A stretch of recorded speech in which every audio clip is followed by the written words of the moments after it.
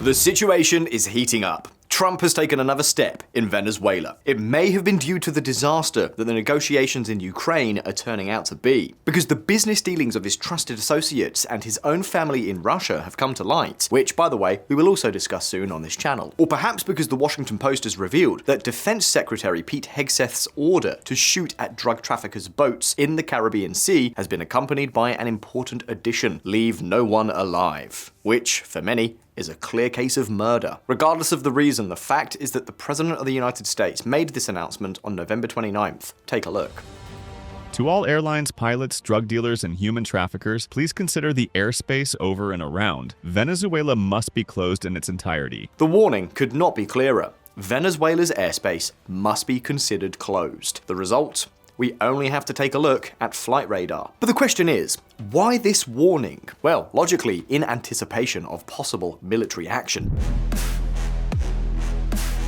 And this is not just another outburst by Trump on social media. The FAA, the Federal Aviation Administration, has backed up the president's words by recommending that pilots exercise extreme caution when flying over Venezuela due to, and I quote, the deterioration of the security situation and the intensification of military activity. Administration sources have whispered to the press that strikes on Venezuelan territory could begin soon. In fact, just a few days earlier, during Thanksgiving, Trump also said this about Venezuela. The land is easier. That's going to start very soon. We warned them. Stop sending poison into our country. President Trump's firm commitment to ending this madness in Venezuela will save countless American lives and give the beloved Venezuelan people a new chance at life. VisualPolitik community, all this happened after Trump and Maduro spoke on the phone, a call that has been confirmed by the presidents of the US and Venezuela themselves, although this time they didn't want to comment on the content of that call. All we know is that Maduro said the call between them was respectful and cordial. Of course, well, who knows? We're talking about Maduro. He probably can't say anything different. For this reason, this has led to two versions being put forward. Two theories about the content of the call that would also explain Trump's warning about airspace. Let's take a closer look. But first, have you subscribed to VisualPolitik? Now is the perfect time to do so. Just click on the subscribe button and you're all set. In 1 second, you'll be joining us on this adventure and staying up to date with everything that's happening in the world. But anyway, back to the call. The first version, recently backed up by an alleged anonymous source in the Miami Herald, says that Trump demanded Maduro's immediate resignation in exchange for amnesty so that he and his cronies could go into exile with all the money they had stolen. The Bolivarian tyrant told him that this was not enough and that he needed total international amnesty for all his crimes, which was denied. Maduro then asked to remain in charge of the Bolivarian armed forces while free elections were organized, and that was also denied. Then, according to this anonymous source, Washington told him he had to leave immediately. As I said, this is the version from the Miami Herald source, although to be fair, about this possible theory, there are several interpretations. Whether Cuban intelligence has Maduro tightly under control, or whether he simply does not believe that the United States would actually use force to remove him, and assumes that all of this is nothing more than a show to pressure him.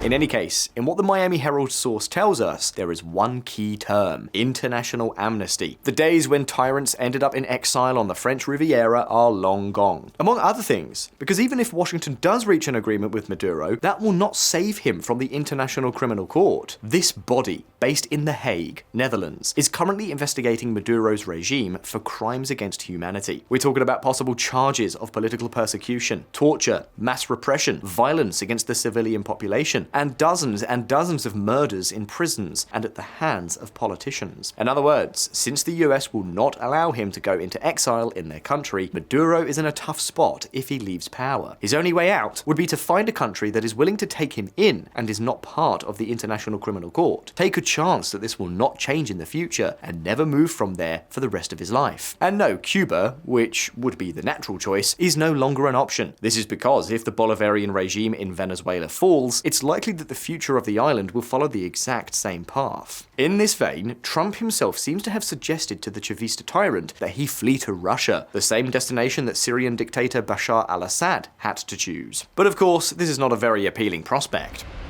We gave Maduro an opportunity to leave. We said he could go to Russia or he could go to another country. In any case, according to the same sources that confirmed that this was the content of the meeting, Maduro's response was negative. He wasn't going anywhere, not even if you paid him. Why not? Some say it's because he doesn't trust his future, or because the Cubans will not let him. That may be true, but it seems that, in any case, that wouldn't be the whole story. Donald Trump has made it clear that there will be no US soldiers invading Venezuela, and it seems that Maduro and company believe that, without an invasion, it would be very difficult to remove them from power, among other things because they don't foresee a campaign of massive airstrikes. In other words, many in Miraflores seem to continue to believe that everything we are witnessing is nothing more than the Trump show, although, truthfully, that seems increasingly unlikely. In any case, Maduro may believe that he has everything firmly under control, that the top military commanders support him, that he controls all of the country's institutions, and that everyone is in the same boat. Among other things because the military, police, and judicial leaders, all of them have been rewarded by Chavismo with control of a lot of businesses, state-owned companies, and a life of luxury, things that naturally they don't want to lose. And that's not to mention the deals with drug traffickers, guerrillas, and paramilitary groups such as the FARC or the ELN. All these factions would support the regime and, according to Miraflores, could make any transition very difficult. That's why it's in Maduro's best interest to resist. In any case, according to the first theory, the call was a blunt demand from Trump for him to pack his bags and leave or face the consequences. Now, I told you that there are two theories circulating about the call. So what does the second one say? Well, that the tone was somewhat different.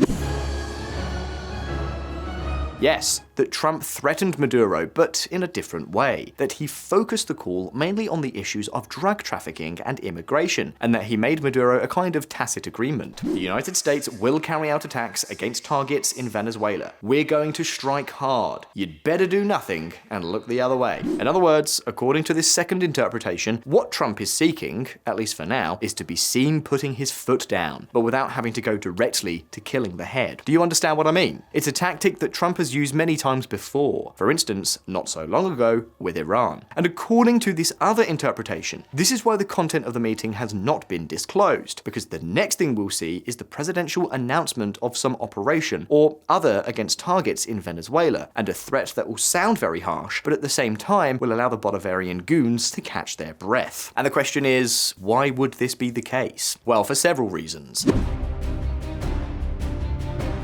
First, because intervention in Venezuela is not at all popular in the United States. Just a few days ago, a poll by CBS and YouGov, one of the most reputable polls in the country, was published. In this poll, Americans were asked about intervention in Venezuela. And do you know what the result was? That 70% of Americans, including many MAGA supporters, are strongly opposed to such an attack. And that's not all. It's not just that intervention is hugely unpopular in a country already wary of war, it's that 63% believe that if the attack were to take place, the flow of drugs into the United States would remain unchanged, or even increase due to the resulting chaos. So what does it mean? It means that the war is unpopular, and that Trump would risk a resounding failure if, after intervening, things don't change much. And don't forget that we're now just months away from the midterms, the most important elections in many years, because they will determine whether or not Trumpism has a future. And don't forget that right now, the polls are terrible for Trump. Mind you, we're not talking about Republicans trailing behind. We're talking about a real gap in the election numbers that hasn't been seen in decades. That would explain the content of the call, according to sources who claim that the threat was not actually that blunt. And that's not the end of it. There is another issue that is causing a lot of concern in Trump circles. You see, during Trump's first term, under his guidance, the Pentagon and the White House conducted a scenario assessment, what is commonly known as war games. The idea was to analyze what could happen in the event of a possible military intervention against Chavismo. And what was the result? Well, not very encouraging. Venezuela is a very large and extremely chaotic country. The result of this assessment predicted that without direct intervention on the ground, chaos and violence would most likely erupt in Venezuela as the remnants of the army, organized crime groups, and guerrilla groups began to compete for control of the country. And pay attention, because in recent months, reports have appeared that are exactly along the same lines. The idea that a government can be installed and everything will work itself out is, I think, pure fantasy. According to assessments published by the Crisis Group and the Stimson Center, a military intervention without the deployment of troops would be likely to end in savage chaos, further increasing emigration, organized crime, violence, and ultimately turning Venezuela into an even bigger headache. Watch out, make no mistake, we've all seen this story already. This is not just what we think on VisualPolitik, and I think you know us a little by now. We are looking forward to the departure of Nicolas Maduro and his cronies. We agree that the Bolivarian institutions would dissolve like sugar in water, and that Venezuela could have a window of opportunity for a better future. For us, Maduro's departure is the best case scenario. It's what we've been waiting for many years. But let's not kid ourselves. Washington has different interests, and these calculations are on the table. No one outside Trump's circle knows for sure what happened in that fateful call. From Washington, and even from circles close to Trump, two quite different interpretations have been circulating, and our mission, naturally, is to tell you about them. And well, it's not that Trump is exactly the most consistent person in his approach. We only have to look at what happened with Juan Orlando Hernandez. Trump to pardon Honduran ex-president serving 45-year drug sentence. That's right. The former president of Honduras was a guy who was convicted of facilitating the entry of hundreds of tons of cocaine into the United States and of running the country like a narco state, is now going to be pardoned by Trump himself. And keep in mind, the charges against Orlando were led by people from Trump's own circle, not by the Democrats or Biden. By the way, the charge for which Juan Orlando Hernandez was convicted is practically identical to the one currently being brought against Maduro and his associates in US courts.